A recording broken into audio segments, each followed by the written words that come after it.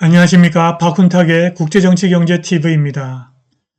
주가 붕괴의 레시피는 양적 완화 플러스 금리 인상입니다.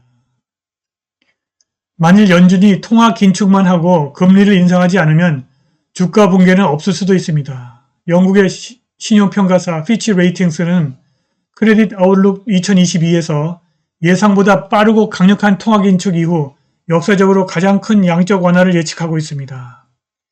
200일 이동평균선 아래에서 고성장과 함께 고배당을 제공하는 프록터 앤 갬블, 유나이티드 헬스케어, 펩시콜라에 관심을 가져야 합니다. 방송 시작하겠습니다. 구독 버튼, 알람벨 버튼, 좋아요 버튼 부탁드립니다.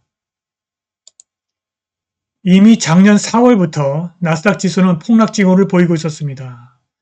작년 4월부터 12월까지 나스닥 지수 상승의 무려 51%가 가장 인기 좋은 5개 기술주에서 나왔습니다. 애플, 마이크로소프트, 엔비디아, 테슬라, 구글. 나스닥의 괴포트 최고 리서치 책임자에 따르면 나스닥 지수에 속한 기업 10곳 중 약 4곳은 52주 최고가 대비 시장 가치가 50% 이상 하락했습니다. 펀더멘털이 어떠하든 어떤 거시경제적 고려를 하든 투자자들이 우선 팔고 나서 나중에 나머지를 고려한다고 괴포트가 블룸버그가 기록한 노트에서 말했습니다. 그래서 위 5개 인기 좋은 기술주를 제외한 소형주를 담은 헤지펀드들은 연준의 FOMC 회의 전에 2021년에 우울한 한 해를 보냈습니다. 괴포트는 주식시장의 시가총액이 역사적 고점에 도달했고 기업들이 아무것도 아닌 먼지 위에서 수십억을 벌어들였고 이제 연준이 긴축 사이클 신호를 보내고 있다고 말했습니다. 이 모든 것들이 1999년과 2000년 닷컴 거품 붕괴의 반복을 걱정하는 투자자들에게 겁을 주고 있다고 그가 덧붙였습니다. 최근 연준의 FOMC 회의록이 공개되면서 주식시장 대학살에 대한 우려가 가속화되고 있습니다.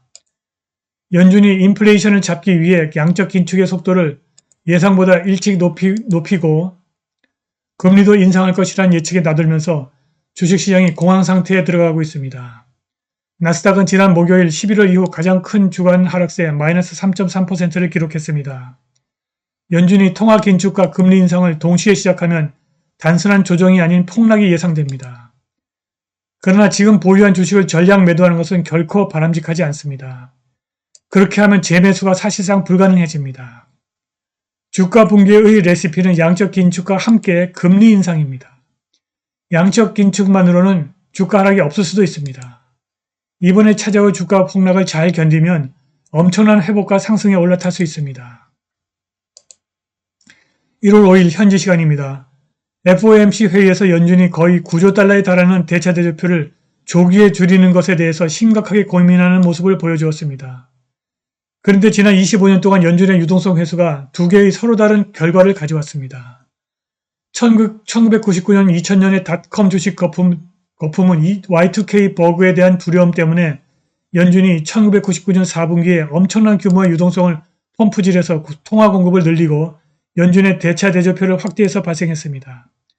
다음 그래프에서 보듯이 1999년 10월부터 연준의 대차 대조표가 급증했고 나스닥 100 지수가 치솟았습니다. 그것이 닷컴 거품입니다. 여기 보시듯이 1999년 10월부터 연준의 대차 대조표가 급증했습니다. 그런 다음 Y2K 버그가 실현되지 않자 연준은 모든 유동성을 철회했지만 너무 늦었습니다. 그들은 강세장의 마지막 단계에 있는 나스닥 100 지수에 불을 붙였습니다. 이렇게 나스닥 100 지수가 연준의 대차 대조표 상승과 함께 치솟았습니다. 닷컴 거품이 발생한 것입니다. 닷컴 거품 붕괴에는 잠재적으로 많은 이유가 있겠으나 대규모 유동성의 주입과 뒤이은 철수가 가장 큰 원인이라고 볼 수 있습니다. 1999년 4분기 연준의 대차 대조표가 약 5,700억 달러에서 6,700억 달러로 증가해서 닷컴 거품을 일으켰고 이 유동성 대부분을 회수해서 닷컴 거품이 붕괴해버렸습니다. 그런데 연준의 대차 대조표 축소가 반드시 주식시장 붕괴로 이어지는 것은 아닙니다. 2017년 10월 연준이 4.47조 달러에 이르는 대차 대조표를 줄이기 시작했고 2019년 8월 말 대차 대조표가 3.76 달러로 줄어들었습니다. 양적 긴축이 있었던 것입니다. 그때 헤지펀드와 상업은행 같은 부채가 많은 금융기관들의 부드러운 활동에 필요한 자금이 시장에 충분치 않다는 사실이 확인되자 보유한 초우량 채권을 되사는 조건으로 기업들이 담보로 맡기고 단기 운영자금을 빌리는 레포 시장에 위기가 발생했습니다. 유동성 위기가 발생했습니다. 그런데 2017년 10월부터 2019년 8월의 대차 대조표 축소 기간에는 주식시장이 붕괴하지 않았고 견조하게 상승했습니다. 그리고 코로나19 팬데믹이 발생해서 2020년 3월 달에 주식시장이 붕괴했고 연준의 대차 대조표는 약 4조 1,500억 달러에서 8조 7,500억 달러로 다시 폭발적으로 증가했습니다. 2017년에서 19년의 양적 긴축이 주식시장은 전체적으로 끌어내리지는 않았으나 연준 의장 파웰이 2018년 4분기에 금리가 중립에서 먼 길이라고 언급해서 금리 인상의 지속을 시사하면서 큰 폭의 매도가 발생하여 공황 매도가 시작되었습니다. 파웰이 2019년 1월 달에 연준의 지속적인 금리 인상을 예고할 때까지 주식시장은 상승했습니다. 따라서 양적 긴축과 함께 동시에 다가오는 금리 인상이 확실히 주식시장 강세장을 방해한다고 볼 수 있습니다. 주식시장이 2018년 4분기에 파월의 금리 인상 시도와 함께 매도를 시작했습니다. 2018년 4분기에 시작된 주식시장 매도세는 파월이 금리 인상 중단을 시사한 이후에도 지속되었습니다. 올해 2022년에 양적 긴축이 예상되는데 미국 주식시장이 1999년과 2000년처럼 붕괴할까요? 아니면 위 그래프에서 보시듯이 2018년과 19년처럼 견조하게 상승 추세를 유지할까요? 지금 미국 주식시장은 1999년과 2000년의 닷컴 거품 때와 비슷하게 과대평가되어 있으나 그때보다 훨씬 더 많은 유동성을 갖고 있습니다.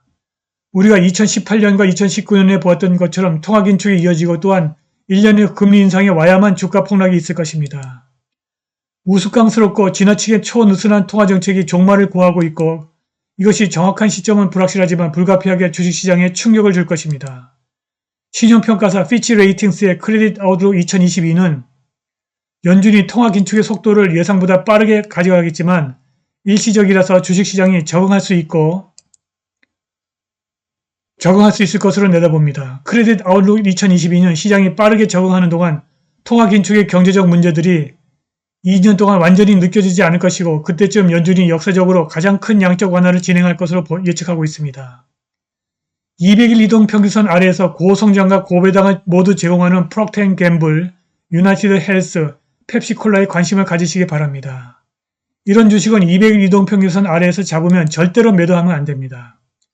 이런 주식은 계속 우상향하기 때문에 나중에 또다시 주가가 200일 이동평균선 밑으로 내려가도 수익 구간에 머물게 됩니다. 자, 이 그래프가 프록터 앤 갬블의 일봉 차트입니다. 프록터 앤 갬블이 이렇게 200일 이평선 밑으로 내려가서 밑에 대량 거래가 발생했을 때 요때 잡았으면은 또다시 프록터 앤 갬블 주가가 200일 이평선 다시 내려와도 이 주가는 계속 우상향하기 때문에 수익 구간에 머물게 되고 영원히 보유할 수 있게 됩니다. 오늘 방송은 여기까지입니다. 감사합니다.